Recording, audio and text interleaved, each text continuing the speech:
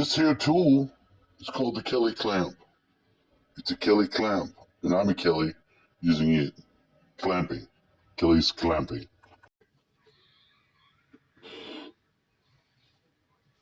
They're not hemostats like normal people think. This is a very sophisticated tool on a set of tools. It's very long. It has clamping features. You can use it maybe to clamp off an artery.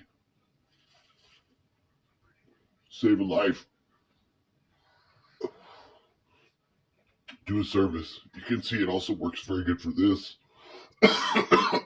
Works very good. I give it a 10 out of 10.